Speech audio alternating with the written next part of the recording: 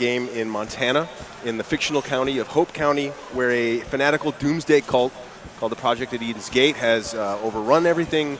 They've kidnapped people. They've stolen all the land. The father, Joseph Seed, the leader of the cult, believes that the end of the world is coming, and so he's preparing his family for that inevitable collapse. Now, it looks pretty peaceful right now. It is. Well, we're in Falls End, which is one of the communities, one of the towns in the game. It's just been liberated by Alex, who's playing the game. Shout out to Alex, everybody. Yeah. In the Twitch chat, I want to see you throwing up the claps. Alex is over there. If he dies, give him the thumbs down. Yeah, when we decided, we want to bring Far Cry to America, it's, there needs to be some level of believability. It needs to feel like the world is lived in. We're walking around the house here sort of showing a typical Americana. There's not a lot of people in the town right now because, like I said, they're all been kidnapped. And so it's up to the player. That will bring down population. Yeah, it's up to the player to sort of bring the communities back, build a resistance, build an army to fight against the cult. Was it a tough decision for you guys to come to America? I don't think so. It's something that the team has really been wanting to do for a while. The question really was, what's a space that feels Far Cry-ish? Right. We've been to Kyrat, we've been to the islands in Far Cry 3. We've gone back in time. Yes, we have gone back in time to Primal. But I think trying to find a space that felt dangerous, a little bit unexplored. Sure. A place that just feels like a wilderness, like a frontier. That really is Montana. We sent a team up there to sort of do a little investigation, do some recon, and immediately they fell in love with it. They said, the people, the landscape, everything sort of feels very remote and Far Cry-ish. And then it became, okay, well, what's a cool villain that could sort of... Well, that's what's fascinating for me, being a Far Cry fan, right, is the fact that I'm a fan of America as well. And I wanted you guys to do something here, but Far Cry doesn't work in Chicago. Yeah. What are you going to skin in Chicago to make a wall in? It doesn't, rats? That's about all we got. Not a lot of bears, not a lot of wolves around Chicago. But the rats are pretty big in Chicago. Exactly, I know. Shout out to Boomer, there he is. There he is, good boy. I have a little plush of him right here. You don't see it yet, but I'm petting it. There it is, talk about Boomer. You have so many... I don't think there's been a Far Cry that's had a pre-release run-up like this that's had so many characters already identifiable, right? Yeah. I think Far Cry in the past obviously has been it's been known for its villains, right? Voss, Big and Min. It's very much been about you versus the villain. This time around, we wanted to bring the community into the fold, bring your friends, your allies, the people who are going to fight with you against this cult. How can we showcase them? Building people like Mary May, who owns the Spread Eagle, that will walk. Has she thought about changing the name? Well, because it's a great name, but it does. There's a connotation to it that I don't. But the thing is, it's that sort of, the bar was named by her father, who wasn't maybe the most PC guy, maybe a bit of a misogynist, a bit of an asshole. But the thing is, you talk to Mary in the game, you get a bit more of her backstory, and I think for her, she's like, yeah, I hate the name of this bar, I think it's stupid. Nice. But at the same time, it's part of my dad, so that conflict of if I change the name, am I sort of getting rid of something? Yeah, exactly. People are complicated, people are complex. And so that's her. Wait, who's Casey Segal? Casey Segal is the cook of the Spread Eagle. You guys are the worst. So if Nick Scarpino was watching this, he'd be, I'm just the cook. Casey, lowly cook. Casey will give you some recipes. He'll send you on some hunting missions. And he'll also drop some wisdom bombs. Does he talk? Does he do the I'm just the cook? The lowly cook line? He's just a cook. All right, okay. But does he say it? I want him to say it at some point in this video. Don't ruin the whole thing. I got to buy it. When it comes out next Doesn't matter if he says it. He's got the hair. So, Mary's role is giving out quests, keeping you ingrained. But she's one of your partners too. Yes. She's one of the members of the community. She's one of the community leaders. So. The people that you meet in the game, they're all a member of the Resistance, right? They're all sort of trying to fight back against the cult. Mary, Pastor Jerome, they're sort of sending you out on quests to say, hey, people have been kidnapped, or we need these convoys taken down, or I need a truck, my dad's truck taken back. Then there's Guns for Hire that you'll meet as you explore the world. People like Grace Armstrong, or Nick Rye, who showed off in So what's the difference between Resistance and Guns for Hire? The Guns for Hire are part of the Resistance, but the thing is, the Guns for Hire, they're going to be your persistent buddies throughout the world. Okay. So Mary and Jerome are always going to stick around Falls End. Drew, you shut up now. Look who it is. It's Jerome Jeffries, everybody. Yeah, round of applause. baby. Martin Roach making his debut here. Yeah, baby. Testament, wrath, fury, vengeance, we saw it all. That's you. But You did I hope that. there's compassion in you too. That's a beautiful voice. I can't tell if Pastor Jerome would have made me go to church more or made me go to church less. If his If he church greeted me looked with the like this, shotgun at the door. Well, see, he's not about making you go to church. He's just making you think about it. Okay, that's all he wants to do. Spiritual things, shall we say. Where do we find Pastor right now? Where do you find right now? Like the This is his church. Yeah. This is his place. But unfortunately, as you can see, it's been devastated. Yeah. This place has been looted, desecrated. Everybody's been kidnapped. So now he's at the place where he's fighting back. Okay. He didn't want to be here. This was the fight that was brought to him. How far do you go to get into that headspace, Martin? I mean, like, is the backstory? What is the backstory for the pastor? I fight that every day. Oh God. No. To get the backs for him, we go back, 20 years, Yeah. I guess. Oh, wow. Back to the first Gulf War. What he is, he's a vet. Comes home, he wants to find some peace, find a place. A lot of vets don't find that. So he goes to a place where he can find it, the wide opens of Montana. And then here comes this cult, and they're slowly ripping it away. They're Sure. ripping away his community. He's helped build his community. He's one of the leaders. He's not going to let it slip. Sure. He's going to be the guy that says, all right, I don't want to have to do this, but I will take up a gun again. I know how to do this. I don't want to, but I know how to, and I can help lead these people I thought that back was- to the real world. When we met Pastor Jerome in the trailer, right? That was one of the most powerful things of him reading the Bible, pulling out the gun, out and the like gun. he had to go protect his flock. I like Yeah. that. Yeah, a lot. exactly. And that He's was sort protecting of his flock. the inspiration for the character, right? Where we have Joseph Seed, we have a guy who's sort of taking religion, taking scripture, Yeah. twisting it for his own, and sort of Perverting it. warping the message. Sure. So we wanted to say, okay, well, we need the opposite of that, and we need someone that's sort of a positive force of good. Here's the other side. Yeah. And I think when you look at a character and you say, okay, well, what are the complexities we can give to him? Having a man of God who, because of how far he's been pushed, says, you know what, I'm willing to sacrifice my own soul to save the people that I've been trying to look out for. Absolutely. To run back to the demons you ran away from is Yeah, pretty cool. exactly. That's Yeah. cool. Is that fun to play? It's incredibly fun to play. Yeah. Because you got to dig. You got to dig sometimes. Sometimes Sure. I say something, and I just hear Drew on the other line go, okay, that's good, but I need I need a to little believe more. it more. I need a little more. So you dig a little deeper. Alex yeah. is fixated on this truck, and I have to say my truck. eyes are drawn to it as well. The Widowmaker. The Widowmaker. Yeah. Oh, now I like the bobblehead. A little The boss bobblehead. Nice. I like the nice. skirt that he's wearing. No Of callback. course, yeah. I mean, bringing new vehicles into Sure. Far Cry 5, big part of it. It's America, right? We want big monster trucks. It's Far Cry, all right. We want It's still screws Far Cry. around. Don't we talk about the pastor and his demons, and then the big rig does a 360 after running over a barricade. All right. Satanic Good Factory at work. So we see a bit of the cult up here. They're roaming the countryside. They're Okay. going into towns. They're taking people hostage and executing them. And Alex is going to take him out. Oh, he's going to throw some bait. So I mean, this is just the kind of stuff as you're exploring the world. You're meeting people. There's a bear that's now showing up. Is that a bear? Yeah, that's Oh, a yeah. bear. It's a bear. It's Far Cry. It's still very anything much can Far happen in Cry. Anything can happen. That would just be a rat in Chicago, so it makes sense. Yeah, why you're running over here doing this? No, but as you explore the world, these are the sort of encounters that you're going to find. Nothing's sort of scripted. Everything's systemic. Well, that's always been the power of Far Cry, Yes, right? exactly. Where I mean, it is the fact that you guys, I think, are make what a sandbox game. What you make sandbox games that are fun to play because that is the story. Yeah, we it's can all about- go off and do the same mission, the same objective, but we're all going to do it different ways and have different things Yeah, along the it's way. about giving the players all the tools to sort of really just go off and cause as much mayhem and havoc as they want. Right. Boomer just steal a gun for you? Nice. Dang right he did. That's what Boomer's all about. Gives everybody the freedom. But yeah, so the world, we wanted to focus on a more non-linear approach with Sure. the story this time.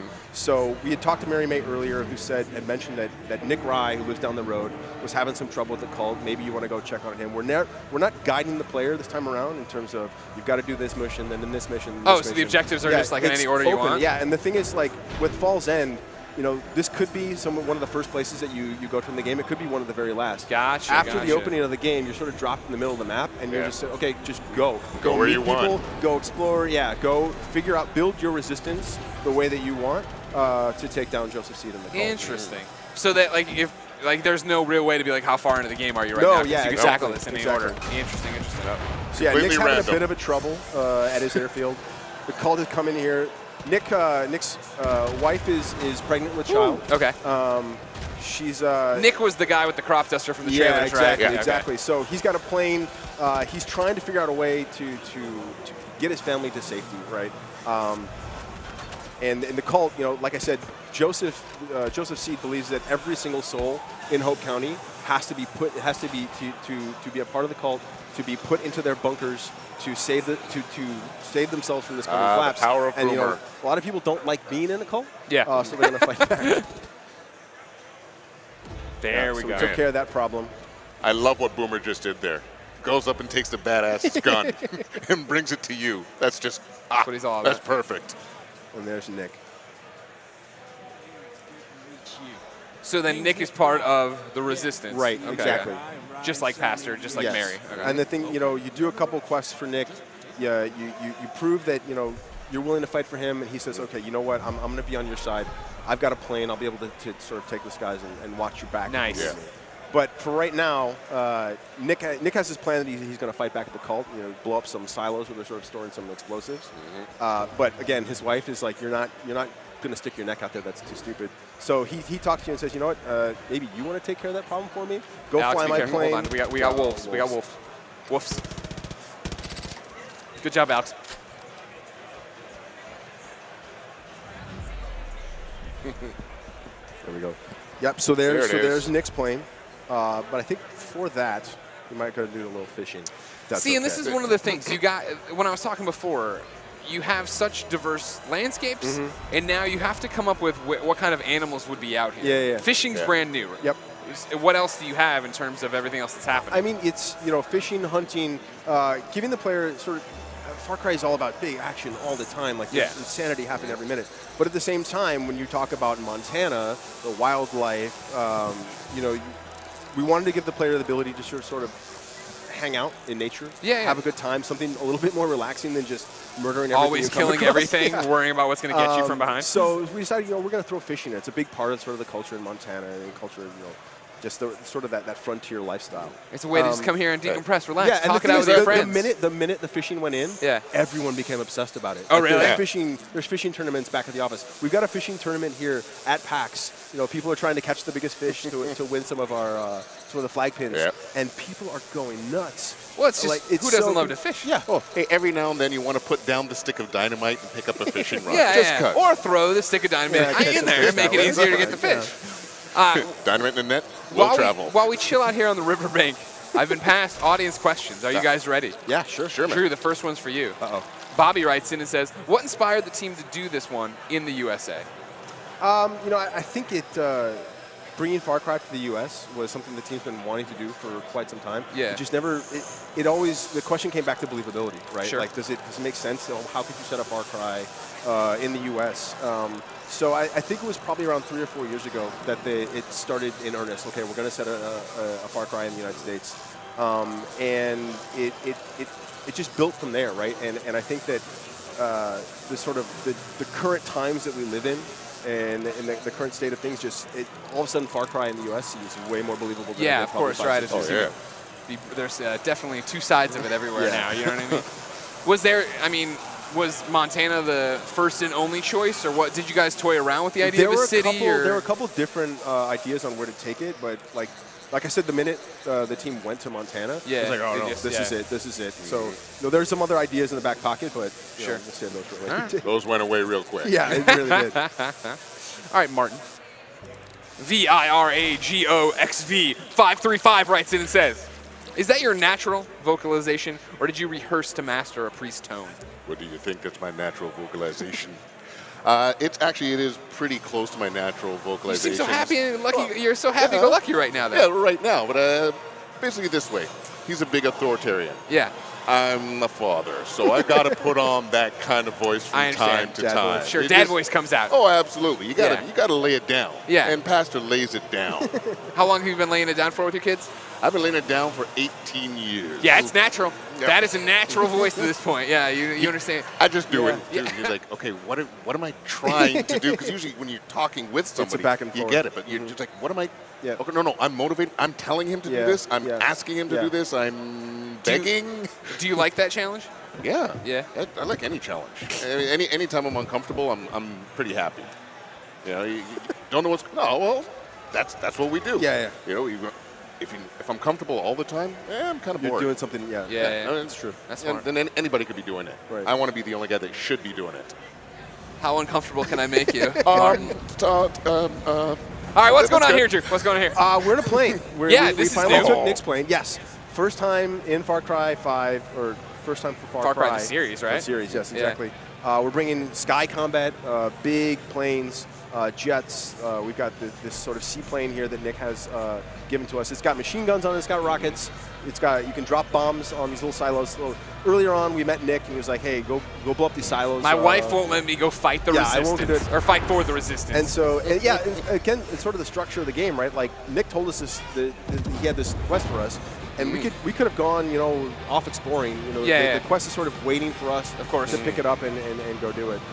It's also a great view of like how Should you different choose to what you guys have going in I think, Montana right now. In this region, it's a lot of farmland. It's a lot of typical stuff that you might see in sort of the countryside. But the topography is way different. Like if you go to the north, it's much more mountainous, much more forest. It feels more, gameplay-wise, feels maybe kind of more along the lines of like Primal, which it's a lot of hunting, it's a lot of stealth. There's the other regions that I'm sorry. What is this on the left? What is the level? That 2? is the resistance meter. So again, because it's a non-linear game, we were trying to come up with a way with how do I feel like I'm giving progression to the game. Okay. Right? So we said, okay, from the outset, you're trying to build up your resistance in each region that you find. So as you're meeting people like Mary and Pastor Jerome, you're doing quests for them, or you're taking out outposts, what you're doing is you're building your resistance. Gotcha. So more people are going to show up to fight on your side. Okay. You're going to have more access to new guns for hire to fight alongside you. And at the same time, the cult's going to start to react to like that's how we're sort of inserting our bad guys this time around. Rather than saying go play this story mission, I'm going out, I'm clearing an outpost. And if that raises my resistance meter to a point where the cult notices me, now all of a sudden the bad guys going, no, we're not having this. Interesting. Okay. They're going to show up and insert themselves into your story. Now, when I get the plane here, do I have access to it the rest of the game? Can I just run around and use it whenever I want to? Yeah. You could take this plane, fly all the way up to the north, hang out with. So does this people up completely there. change taking down outposts? Because I feel like now I can just come. If I want to stealth, if I want to do yes, whatever. Exactly. So you can take a plane around, you can bomb some guys. But the thing is, because there's a lot more interior space. This song, yeah!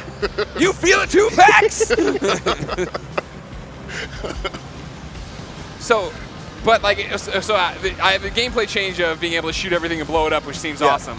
But does the fact that water is a bigger part of it, that trees are a bigger part of it, is there more to it in that respect in terms of how to use the topography? Yeah, when you get up to the north, where it's much more mountainous, much more forest, you're going to have a bit more harder time navigating with the plane, right? And trying to, like, all those guys are sort of, hiding out on the bottom of the ground. You're going to have to get on the ground, go a little more hand-to-hand, on-foot combat. But here, we wanted to showcase the plane combat. We've got AI that are also flying around. This guy's one of the Chosen. Okay, he's got to die. The elite soldiers of the cult. They've been trained to defend the cult. These are the so there's levels to the cult. Yeah, the people I meet on the street aren't the Chosen. This guy's super exactly. soldier. So there's cult followers that you'll find. Gotcha. But at the same time, there's Chosen. There's special elite guys. As you progress through the game, as you build your resistance, the Chosen are going to start showing up more and more, and they're much tougher, much more accurate. They've got a lot more tools at their disposal to take you down. And now you put him down on the baseball nice. field. Gamescom demo. This is PAX. This game sucks. Oh. That's it. It doesn't even respect where it's at. I can't believe it. Oh my god. There we go. That's how you take out the Chosen. Nice job. Good job, Alex. We're very proud of you.